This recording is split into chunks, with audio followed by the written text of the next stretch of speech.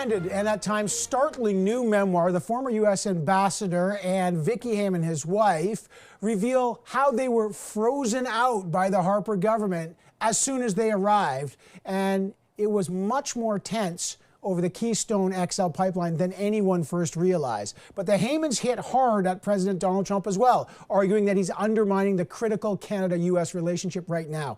How much damage is being done? To talk about the new book, The Art of Diplomacy, we are now joined not only by the former U.S. ambassador to Canada, Bruce Heyman, but by the person many consider his co-ambassador, also the co-author of the book, Vicki Heyman. Thanks, Evan. Great to see you guys, who I've gotten to know very well. Here. Strengthening the Canada-U.S. relationship in times of uncertainty is the subtitle of this book. Correct. What you do at the beginning, I'll start with you, Bruce, is you pull back the curtain. When you arrive, and I remember it well, you say in the book you were, quote, frozen out, that's your word, by the Harper government. Yeah. What happened? So, look, I arrive and we get a phone call that Foreign Minister Baird wants to see me. And this is before I even presented my credentials, which, you know, is a no-no in diplomatic world. And the first thing he says to me is, you're basically going to fix the Keystone pipeline. And I said, no, it's a process. Right. This is what happens. This is what we're doing. And I said, let's work together on a number of things. Let's get together and let's find ways to do things together. That was the last meeting I ever had with John Baird, even though I requested it over and over. And did you have other meetings that were canceled after? But here's what happened. So it wasn't that meeting that was the real tipping point. It was really about a week and a half later that the U.S. government made the decision not to make the decision on Keystone because of Nebraska. And so we let, you know, Secretary Kerry calls John Baird. He's out in the Middle East, I believe, on a plane, and they make several calls. They finally connect. And they say, look, we're not saying no, we're just not making the decision. The Canadian government's so upset that 10 o'clock on a Good Friday night, we get a phone call that I'm getting called in by the Canadian government on Saturday morning. Rare, doesn't happen. Right. Like, you know, you don't call ambassadors in with allies in this way. But obviously very upset over Keystone. I had this meeting. After that meeting, Monday morning, all my ministerial meetings were canceled. How did it change under Justin Trudeau? Because you guys developed a personal relationship with the Trudeaus. How did life change, Vicki, under the Trudeaus? Well, you know, we had so many pieces of the agenda that we were aligned on. I mean, the first thing that that the Prime Minister did was work on, was at the COP Summit, working on the environment. That was something that we believed in. You know, the drumbeat of social justice and kind of taking this real approach to protecting rights and individual rights and freedoms. And there was a feeling at that time during the campaign that was very similar to the feeling that we had during the first Obama campaign in the years, of a galvanizing of young people and a really strong look at. But it was about working together. Yes. It was about the attitude, and the attitude of, look, we have differences and we may disagree on things, but we don't need to be disagreeable in our attitude and approach. Right. And so the Trudeau government and all the ministers, they were like, roll up their sleeves and say, okay, we disagree on this or we agree on this, but let's get work done. All right. When it's time, and you talk about the election night, Donald Trump beats Hillary Clinton. You guys were taken off guard. You were shocked. You were appointed by Obama. You knew that's it for you guys.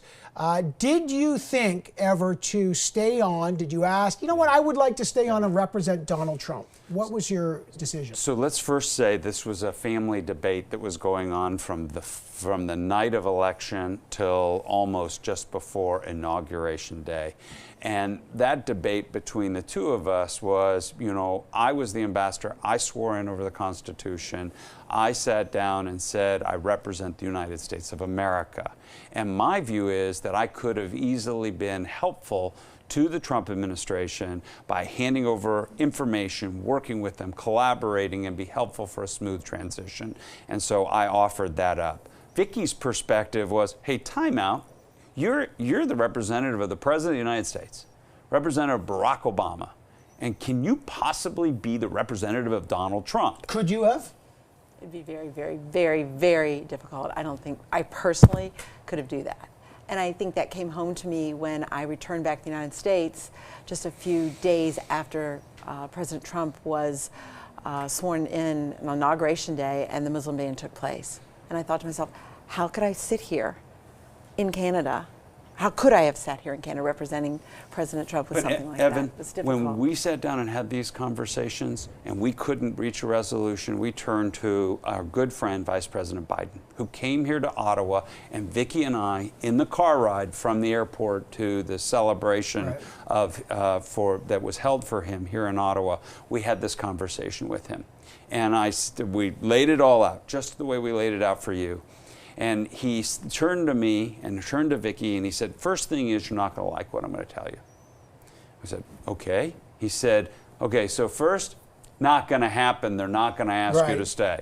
And he says, second, if they do ask you to stay, stay. We need people who understand how this government operates and what's happening and can protect these relationships. We need people like you to stay, at least in the transition period. I'd never be Donald Trump's selected ambassador, but I could have provided a much smoother transition. You were here when they negotiated part of that, the lion's share of the new NAFTA deal, the USMCA as it's called there. Yeah. Now you're looking at it under Donald Trump. Donald Trump said we've got a new NAFTA. The Democrats now control the House. Former Ambassador Heyman, will that deal get ratified? Will we have that deal? The deal in its current form is dead. So let me be really clear that the USTR and Donald Trump mishandled this from day one. Had they just quickly passed a deal in 2007, signed an agreement between the three countries, in 2007 or early 2018, he had the Congress, he had the Senate, he had the Mexican government in place, and there were no elections coming up here. He could have passed it, he had to score a victory, and it's done.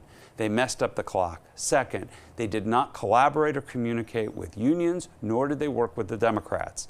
So now they find themselves in a position where the Democrats and the unions in the United States have a different perspective. And Nancy Pelosi has said this from day one. Enforcement. Labor and environment provisions need enforcement.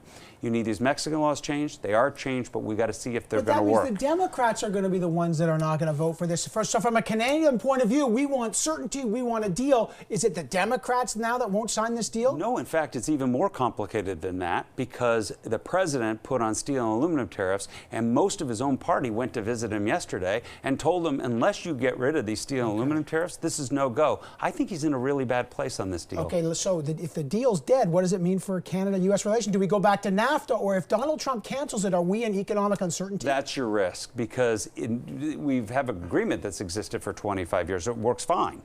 It can be improved and updated, which is what we're talking about. But if Donald Trump announces the withdrawal from NAFTA, now the pressure points all increase in various places, and I think that's a risk. Fascinating book, pulling back the curtain on a place we don't see. I call you the co-ambassadors because you work like that. It's been an astonishing time. Bruce and Vicki Heyman, thank you so much. Thank you, Evan. Thank you, Evan.